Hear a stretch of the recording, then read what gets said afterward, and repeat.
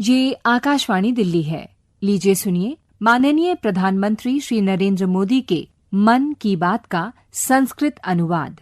मम प्रियाः देशवासिनः, नमस्कारः।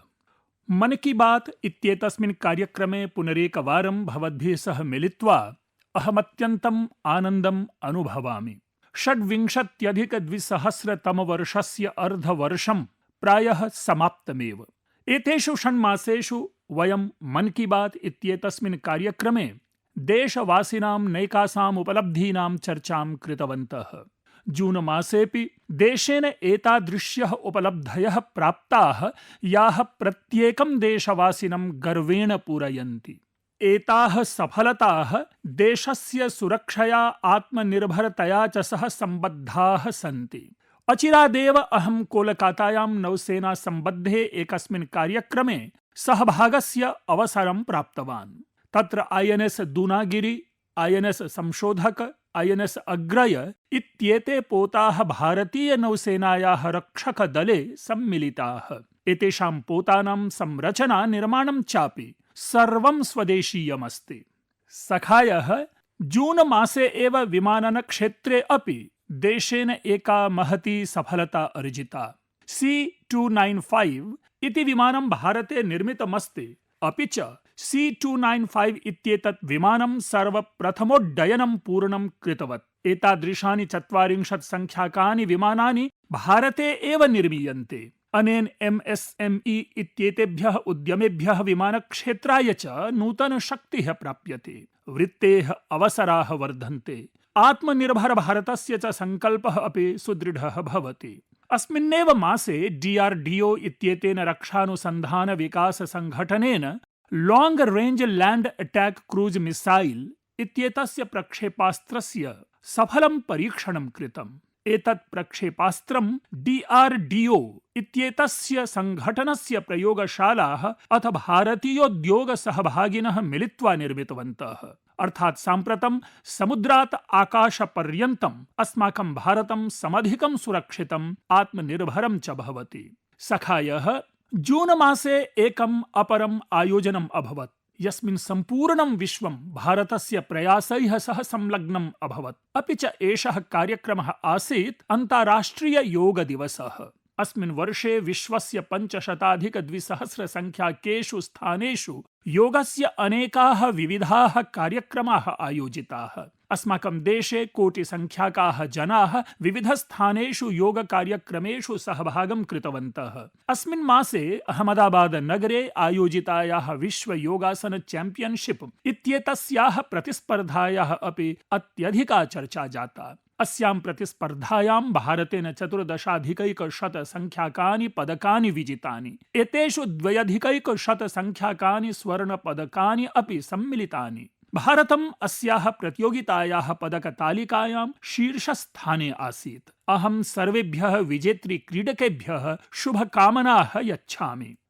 सखायः कस्यापि राष्ट्रस्य आत्मा तस्य नागरिकाः भवन्ति। यदा तस्य देशस्य जनाः कञ्चिदपि संकल्पं गृह्णन्ति तदा कापि शक्तिः तान् जनान् स्वलक्ष्यात् विचालयितुं न शक्नोति। राष्ट्रनिर्माणे जनसहभागितायाः एषा शक्तिः भारतस्य सर्वश्रेष्ठनिधित्वेन अस्ति। अथ अस्याः जनसहभागितायाः वयं वारं वारम् अनुभवं कुर्मः। सखायः पश्चिमैशिया महाद्वीपे समुत्पन्नाः युद्धस्थितीः समालक्ष्य अहं देशवासिभ्यः किञ्चित् निवेदनं कृतवान् आसम्। अहम् उक्तवान् आसम् यत् यावत् पर्यन्तं सम्भवः भवेत् कस्मैचित् कालाय सुवर्णक्रयणम् उपेक्षणीयम्। जनान् उक्तवान् आसम् यत् विदेशे अवकाशं यापयितुं परिहरन्तु। अहं जनान् कारपूलिंग इत्येतदर्थं प्रेरितवान्। कृषकान् आग्रहं कृतवान् यत् रसायनमुक्त कृषिकार्यं कुर्यात्। कृषिक्षेत्राणां रक्षार्थं प्राकृतिकोर्वरकानाम् अत्यधिकप्रयोगः भवेत्। सखायः अहं देशस्य प्रत्येकं नागरिकस्य कृतज्ञः अस्मि यत् ते न केवलं मम निवेदनस्य समर्थनं कृतवन्तः अपि तु प्रत्येकदृष्ट्या सहयोगं कुर्वन्ति। नैके परिवाराः मह्यं सन्देशान् प्रेषयित्वा स्वानुभवान् उक्तवन्तः। नैके परिवाराः निश्चयं कृतवन्तः यत् गृहस्य विवाहकार्यक्रमेषु सुवर्णक्रयणं न करिष्यन्ति।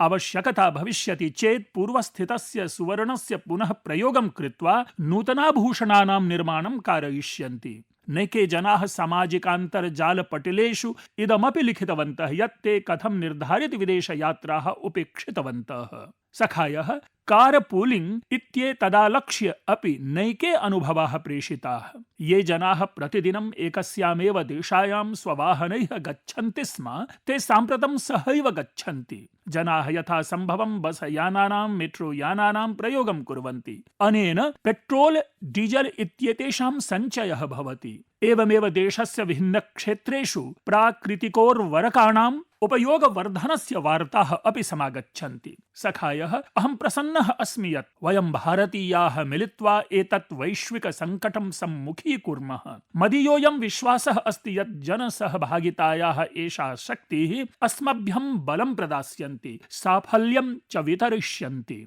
मम प्रियाः देशवासिनः, अस्माकं देशे जन्मदिवस विवाहादि पारिवारिक कार्यक्रमेण सहैव सकल समाजस्य अपि उत्सवः भवति। प्रत्येकं परिवारः वाञ्छति यत् तेषां हर्षोल्लासे अन्यजनाः अपि संलग्नाः भवेयुः। जनाः अतिथिभ्यः उपहारान् अपि यच्छन्ति। सखायः महाराष्ट्रस्य नान्देड क्षेत्रस्य एकः परिवारः स्वहर्षोल्लासस्य वितरणाय एतादृक् कार्यं कृतवान् यत् चर्चायाः विषयः जातोऽस्ति। अत्र नान्देड क्षेत्रस्य बहादुरपुरा ग्रामे पेठकर परिवारः निवसति। एषः परिवारः चिन्तितवान् यत् हर्षस्य वितरणमेव करणीयं चेत् एतादृक् वस्तु प्रदातव्यं यत् कठिनसमये कस्यापि परिवारस्य साहाय्यत्वेन भवेत्। स्वगृहस्य विवाहावसरे एषः परिवारः ग्रामस्य 500,300 संख्याकेभ्यः जनेभ्यः दुर्घटनाभिरक्षायाः व्यवस्थां कृतवान्।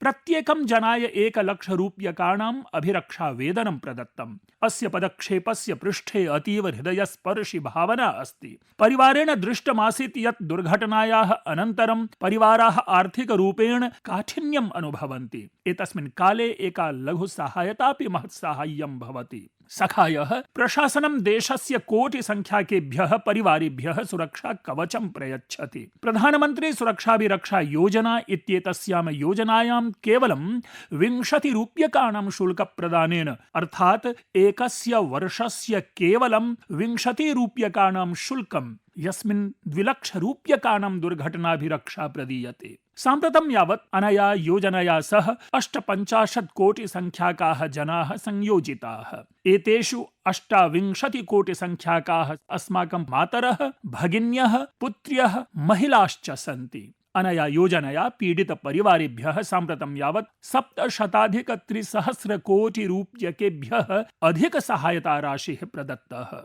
सखायः तथैव प्रधानमन्त्री जीवन ज्योति अभिरक्षा योजनापि तावत्येव महत्वपूर्णा अस्ति। एषा योजना कस्यचित् जनस्य दुःखद मृत्युदशायां तस्य परिवाराय 1,02 रूप्यकाणाम् अभिरक्षा कवचं यच्छति। अस्याः वार्षिकः प्रदेयांशः केवलं 37,400 रूप्यकाणि अस्ति, अर्थात् एकस्य दिनस्य प्रायः 1,50 रूप्यकम्। अनया योजनया इदानीं यावत् 27 कोट्यधिकाः जनाः सम्बद्धाः सन्ति। एतदन्तर्गतं देशस्य प्रायः 11 लक्ष परिवारेभ्यः 22,000 कोटि रूप्यकाणां साहाय्यं प्रदत्तमस्ति। एतानां सांख्यिक विवरणानि अतीव विशालानि सन्ति। एतेषां सांख्यिक विवरणानां पृष्ठे लक्षशः परिवाराणां स्वीया कथा अस्ति। कुत्रचित् कस्यचित् मात्रे बालकानां शिक्षणं निर्बाधरूपेण कारयितुं साहाय्यं प्राप्तम्। कुत्रचित् कस्यचित् पत्न्यै गृहस्य दायित्वानि वोढुम्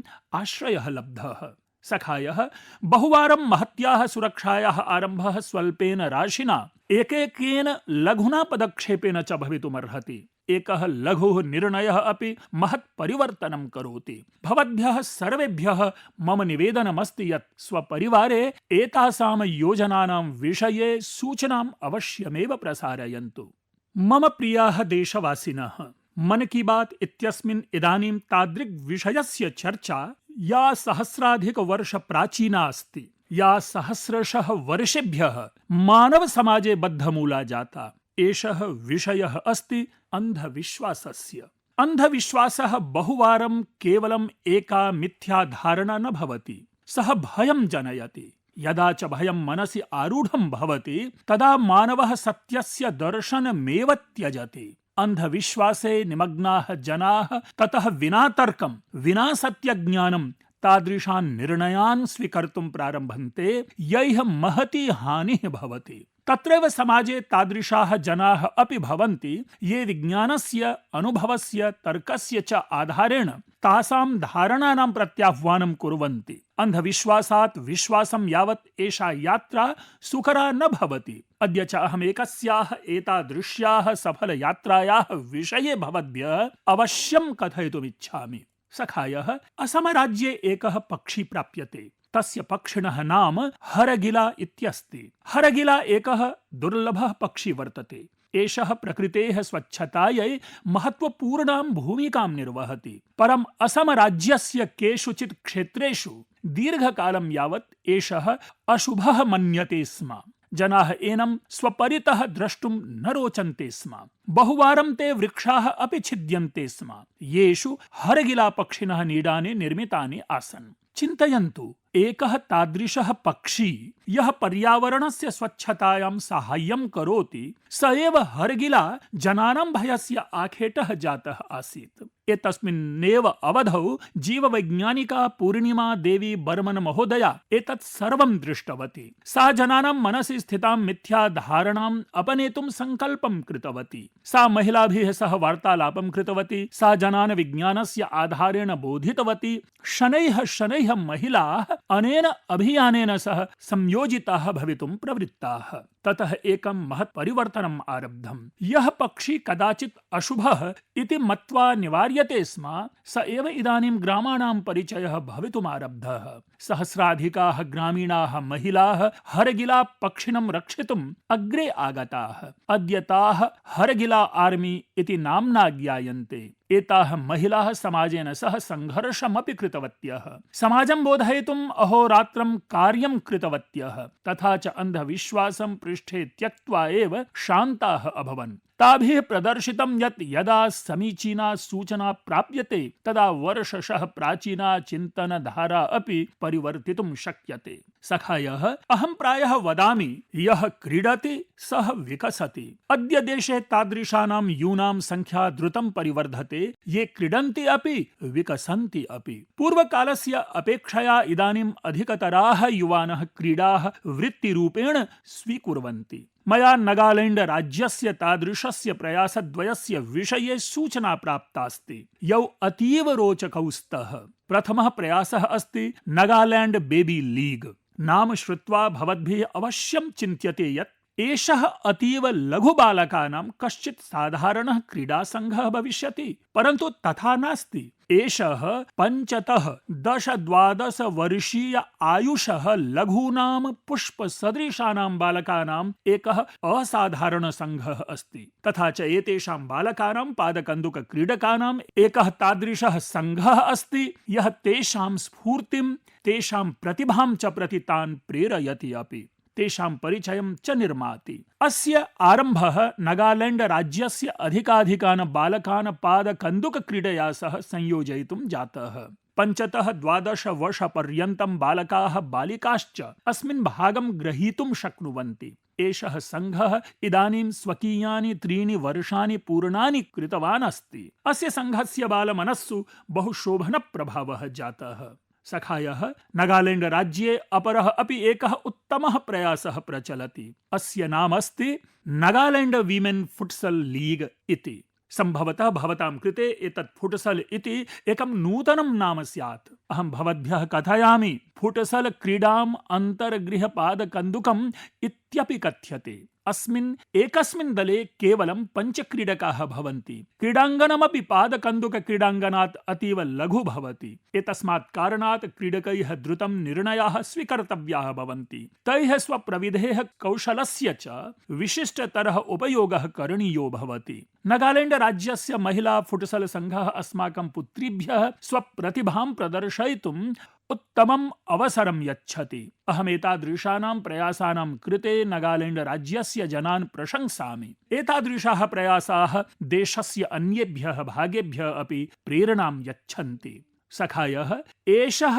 प्रौद्योगिक्याः युगः अस्ति। प्रतिदिनं नूतनानि शोधकार्याणि भवन्ति। कृत्रिमबुद्धेः नूतनानि नवाचाराणि सम्मुखम् आगच्छन्ति। अस्मिन् समये एकः प्रश्नः अतीव महत्वपूर्णः अस्ति। जनानां रचनात्मकतां कथं सुरक्षितां स्थापयेम?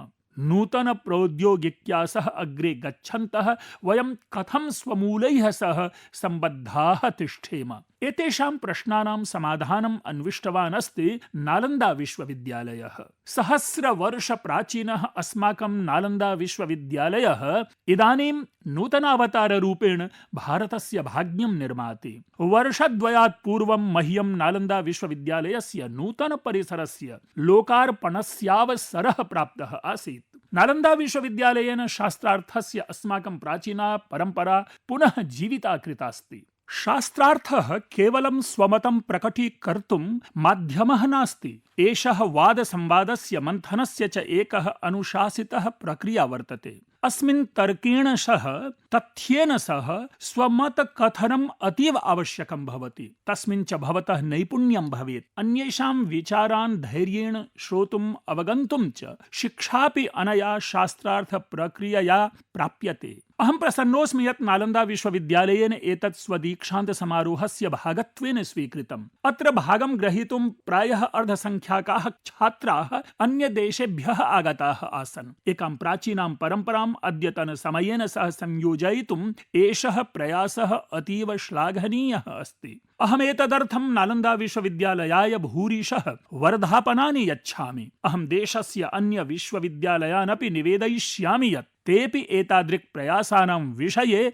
विचारं कुर्युः। सखायः, स्वमूलैः संयुज्य युवजनान् नूतन प्रौद्योगिक्याः कृते सज्जीकर्तुम् एकः अन्यः प्रशंसनीयः प्रयत्नः प्रवर्तते। दिल्ली नगरे स्थितः केन्द्रीय संस्कृत विश्वविद्यालयः कृत्रिम बुद्धिमत्ता दत्तांश विज्ञानयोः बीटेक् अध्ययनं समारभते। अयम् आधुनिक प्रौद्योगिक्याः भारतस्य पारम्परिक ज्ञानेन समं संयोजनस्य दिशि महत्वपूर्णः पदाक्षेपः भविष्यति। अनेन भारतीय भाषाणां कृते नूतनानि कृत्रिम बुद्धिमत्ता आधारितानि उपकरणानि सज्जीकर्तुं साहाय्यं प्राप्स्यते। अस्माकं प्राचीन ग्रन्थानां पाण्डुलिपीनां च आङ्किक संरक्षणस्य कार्यमपि नूतनां गतिं प्राप्स्यते। अस्य उपक्रमस्य कृते अहं केन्द्रीय संस्कृत विश्वविद्यालयाय हार्दाः शुभकामनाः समर्पयामि। सखायः, अद्य भारतीय संस्कृतिः विश्वस्य विभिन्न प्रदेशान् प्राप्नोति। अस्माकं गीतानि, संगीतम्, अध्यात्मविद्या च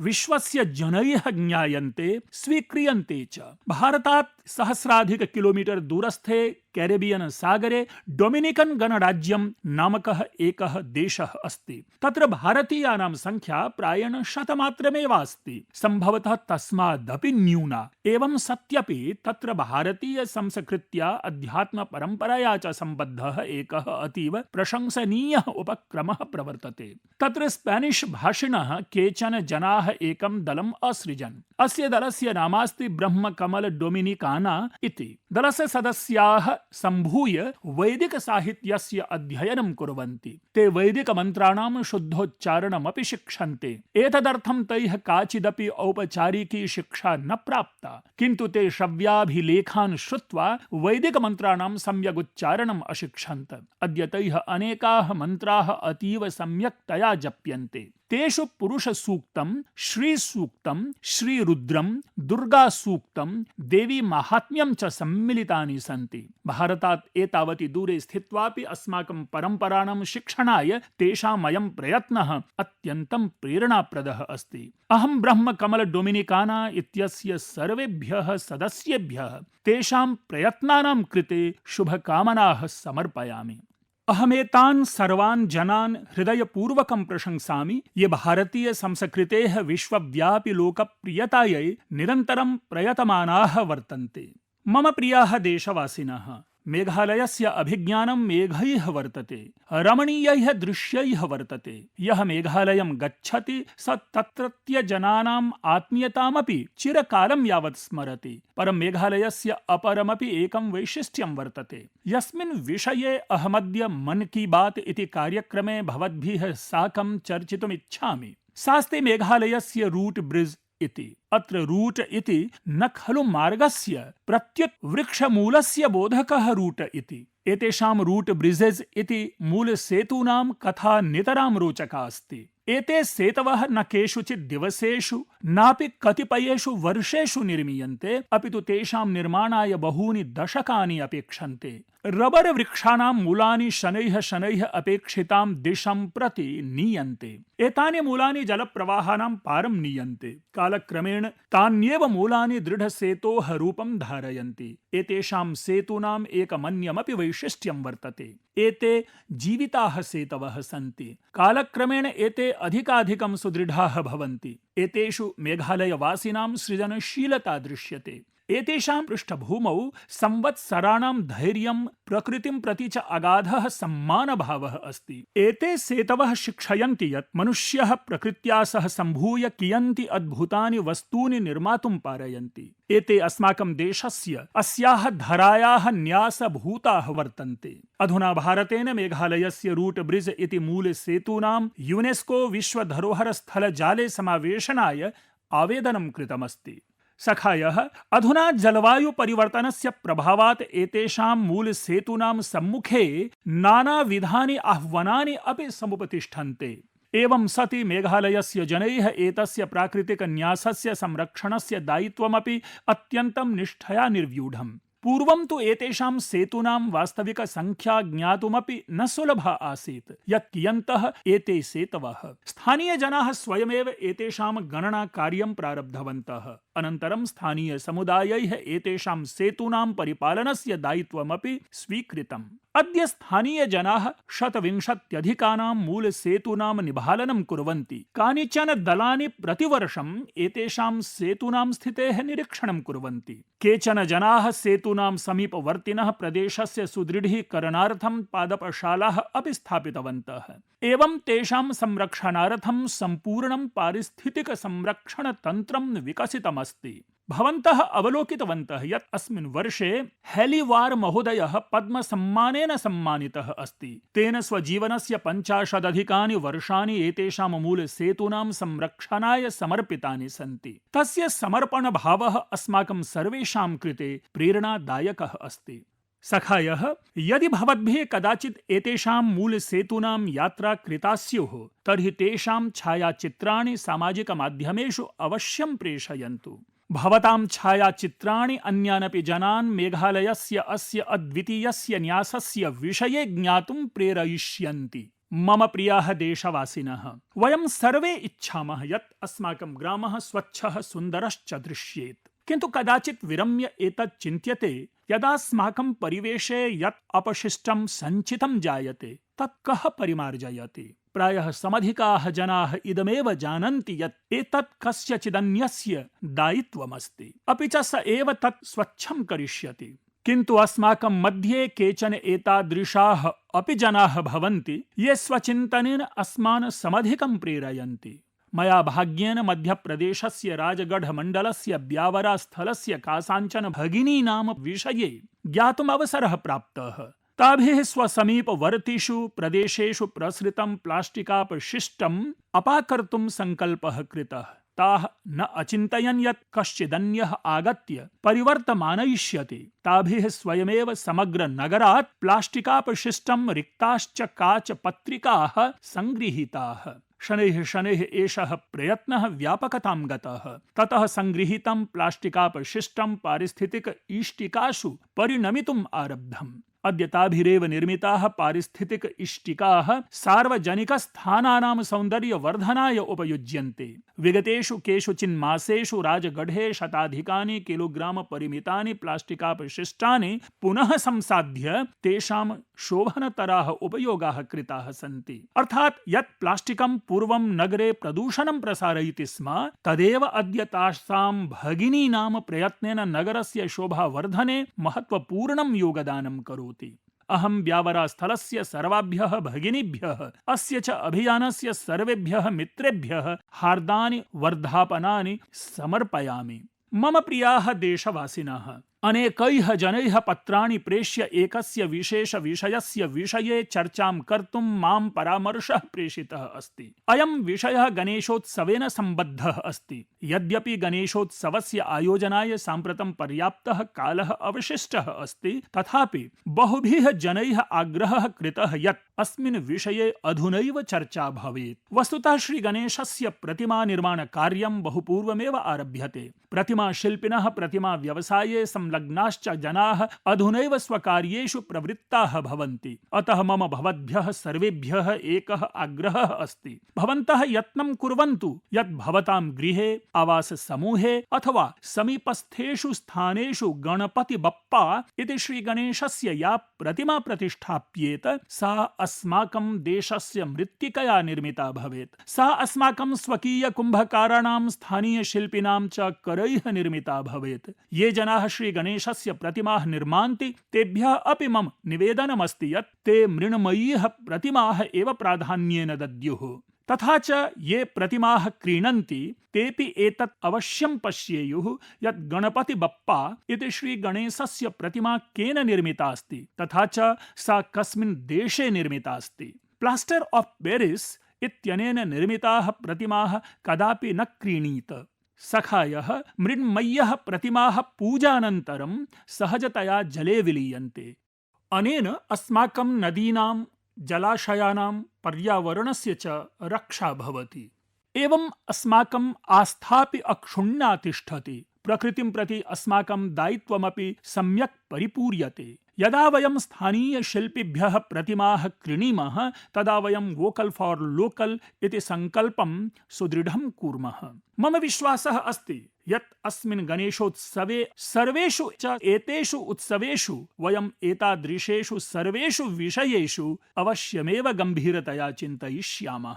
राष्ट्रहिताय च पदानि नूनम् उत्थापयिष्यामः। सखायः, अस्माकं देशस्य महत्तमा शक्तिः अस्माकं देशवासिनः एव सन्ति। राष्ट्रस्य विविधेषु भागेषु प्रवर्तमानाः लघवो महान्तश्च उपक्रमाः अस्मान् बहु किमपि शिक्षयन्ति। एते प्रयत्नाः अस्मान् बोधयन्ति यत् यदा मनसि दृढः संकल्पो भवति, समाजस्य च सहयोगः लभ्यते, तदा किमपि महत् परिवर्तनं साधयितुं शक्यते। भवन्तः स्वपरिसरेषु प्रचलतां प्रेरणादायकानाम् उपक्रमाणां विषये माम् अवश्यं प्रेषयन्तु। स्वविचारान्, स्वपरामर्शान् च निरन्तरं प्रेषयन्तु। सम्भवमेतत् यत् भवतां समीपे आरब्धः कश्चन लघुः उपक्रमः सम्पूर्णस्य राष्ट्रस्य प्रेरणा भवेत्। आगामिनि मासे वयं पुनर्मिलिष्यामः। देशवासिनां केषाञ्चन नवीनानां प्रयत्नानां चर्चां करिष्यामः। तावत् भवन्तः स्वस्य, स्वपरिवारस्य च परिचर्यां कुर्वन्तु। आम्, जलसञ्चयः तु करणीय एव। वर्षाजलस्य एकः एकः अपि बिन्दुः अस्माभिः रक्षणीयः। कैच द रेन इति अभियाने शैथिल्यं न कदापि आनेतव्यम्। अतः मम विशेषः आग्रहः अस्ति यत् वर्षाजलस्य बिन्दुं बिन्दुं संरक्षामः। बहुधन्यवादाः। नमस्कारः। अभी आप माननीय प्रधानमंत्री श्री नरेंद्र मोदी के मन की बात का संस्कृत अनुवाद सुन रहे थे। ये कार्यक्रम आकाशवाणी के दिल्ली केंद्र से प्रसारित किया गया।